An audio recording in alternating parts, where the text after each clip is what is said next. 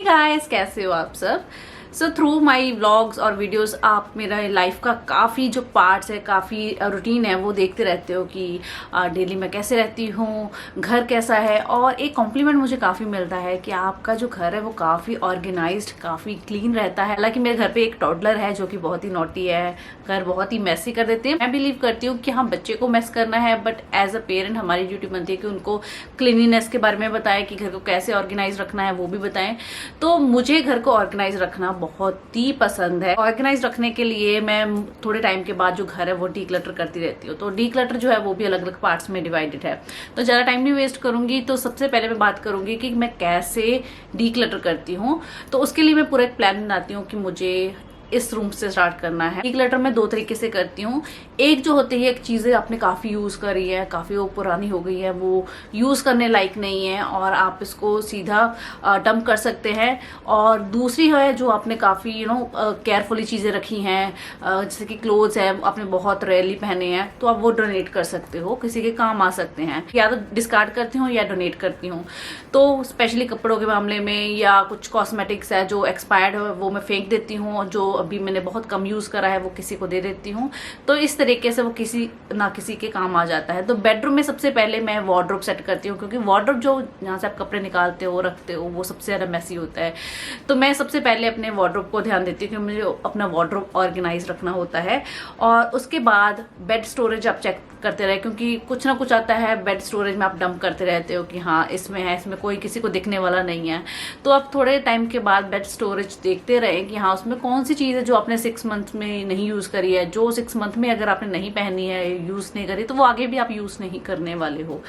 तो वैसे ही मेकअप है, मेकअप की भी एक शेल्फ लाइफ होती है, मोस्टली 24 मंथ की होती है। अगर आपने उससे ज्यादा रखा है तो वो आपकी स्किन डैमेज कर सकता है, आपके लिए नहीं सही है और किसी के लिए भी सही नहीं है। तो आप सिंपली उसको ट्रैश में, डस्टबिन में फेंक सकते हैं। और जो आपने अभी न्यू है या आप यूज नहीं कर रहे हो तो और उसकी शेल्फ लाइफ अभी बाकी है, तो आप वो किसी को डोनेट कर सकते हो या किसी अपने हाउस हेल्प वगैरह को दे सकते हो। तो बेडरूम का ही एक पार्ट में आता है पर्स। तो हम कहीं बाहर जाते हैं तो उसमें बिल होते हैं या एक्स्ट्रा कोई पेपर होता है, सैनिटाइजर एक्स्ट्रा हो जाता है, रबर बैंड हो जाते हैं। तो अपने पर्स को भी इक्वली ही ऑर्गेनाइज करना जरूरी है, उसको भी डीक्लटर करना उतना ही इंपॉर्टेंट है जितनी हम बाकी चीजें करते हैं। Next is bed side drawer. तो बेड साइड ड्रॉअर कुछ भी आता है हम साइड पे अपने रख देते हैं कंफर्ट के हिसाब से कि हम बेड साइड है उस पर डंप करते रहते हैं और वो एक टाइम पे भर जाता है। तो उसको भी मैं एक बार क्लीन करती हूँ। वो वीकली क्लीन होता रहता है क्योंकि वो साइड पे होता है तो भर जाता है, छोटा सा होता है, तो उसको भी मैं वीकली क्लीन करती रहती हूँ। नेक्स्ट है शू रैक। तो शू रैक को डीक्लटर करने के लिए जो शूज आप नहीं पहन रहे हो या वो वेदर अप्रोप्रिएट नहीं है, आप सोचोगे कि हाँ 2 साल बाद मैं कहीं पे हॉलीडेज पे जाना है तब मैं पहनूंगी, तो स्पेशली छोटे घरों के लिए, क्योंकि वहां पे स्पेस इशू हो जाता है, तो आप वो डोनेट किसी को कर सकते हो, किसी के काम आ जाएंगे। तो इसीलिए जो चीजें मैं यूज नहीं करती हूँ वो मैं डोनेट कर देती हूँ। और सबसे अच्छी चीज जो मैंने अभी अपनी लाइफ में अप्लाई करी है कि मैं मतलब चीजें कम ही लूंगी, बहुत ही जरूरत की होंगी वही मैं बाय करूंगी। Next comes to kitchen. तो किचन भी इक्वली इंपॉर्टेंट है हमारे घर का पार्ट। उसमें हमारे ड्रॉर्स हैं उनको ऑर्गेनाइज करना, या कोई प्रोडक्ट्स ऐसे हैं जो एक्सपायर होने वाले हैं तो आप उसको एक्सपायर होने की डेट से पहले ही, क्योंकि हर चीज की शेल्फ लाइफ होती है, अगर आप उसके बाद करोगे तो कुछ ना कुछ एलर्जी या कुछ ना कुछ स्टमक एक या कुछ ना कुछ तो हो सकता है। तो इसीलिए आप मेक श्योर करें कि एक्सपायर्ड प्रोडक्ट्स को पहले ही डिस्कार्ड कर दें। और वैसे ही अंडर द सिंक एरिया वहां पे हम लोग बिन वगैरह रखते हैं या कोई क्लीनिंग का स्टफ रखते हैं, तो उसको भी मैं साथ के साथ क्लीन करती रहती हूँ। और वैसे ही जो प्रोडक्ट्स मैं यूज नहीं कर रही हूँ वो भी मैं चाहती हूँ कि मैं वो डीक्लटर साथ के साथ में कर दूं।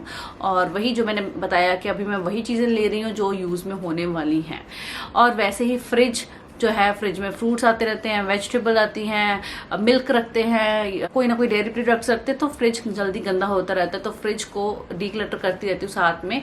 और वैसे ही जो प्रोडक्ट यूज नहीं कर रही हूँ वो भी मैं साथ के साथ निकालती रहती हूँ। Next is linen closet. तो इस चीज को हम लोग कहीं ना कहीं इग्नोर कर देते हैं। तो घर में बेडशीट्स होती है, कुशन कवर होते हैं, थ्रो होते हैं, ब्लैंकेट्स होते हैं, हम लोग सोचते हैं कि हाँ काम आएंगे, गेस्ट आएंगे। तो गेस्ट बहुत ही रेयरली कई बार आते हैं, और या फिर आप रख भी सकते हो, बट जो चीज आप यूज नहीं कर रहे हो या आपको लगता है कि अच्छी नहीं है, वो इट्स बेटर कि इंस्टेड कि उसको दबी रहे वो वहाँ पे, आप उसको किसी को दे सकते हो, वो किसी के काम आ सकती है। Next is toys. तो अगर आपके घर पे बच्चा है तो आपको पता होगा कि कितने टॉयज, जितने टॉयज हम बच्चों के लिए उतने ही कम है, बट एट द एंड बच्चे किसके साथ खेलते हैं, घर की बाकी चीज़ों के साथ में। तो मैंने यही एक रूल शुरू से एम्बर के लिए बनाया अपनी डॉटर के लिए कि उसको मैं टॉयज नहीं लेके दूंगी। मोस्टली उसके 90% जो टॉयज है वो सारे गिफ्ट मिले हुए हैं, और बाकी जो बुक्स वगैरह है वो ही मैंने ली थी। तो अभी रिसेंटली अगर आप मेरे एक रेगुलर व्यूअर हो तो आपने देखा भी होगा कि उसके सारे toys A to Z toys मैंने डोनेट कर दिए हैं ऑर्फनेज में। तो वहाँ पे बच्चों को बहुत खुशी हुई है, और हमारे बच्चे को भी वैल्यू पता चलेगी कि चीज़ों की कैसे कौन सी चीज़ इंपॉर्टेंट है। तो इसलिए बहुत चीज़ें मैं इसको चाहती हूँ कि उसको इस चीज़ की वैल्यू कि हाँ कम में ही खेलना है, कम में ही खुश होना चाहिए। नेक्स्ट डिक्लटरिंग में आता है इलेक्ट्रॉनिक्स। तो कहीं ना कहीं बहुत पुरानी छोटी छोटी चीज़ें होती हैं, जैसे कि वायर्स हैं हम यूज़ नहीं करते हैं, कोई चार्जर्स हैं या कोई USBs है हम यूज़ नहीं करते, वो पड़ी रहती हैं और हम इग्नोर कर देते हैं, कोई बात नहीं कभी काम आ जाएगी, बट वो काम नहीं आती है, पड़े पड़े रस्ट लग जाता है।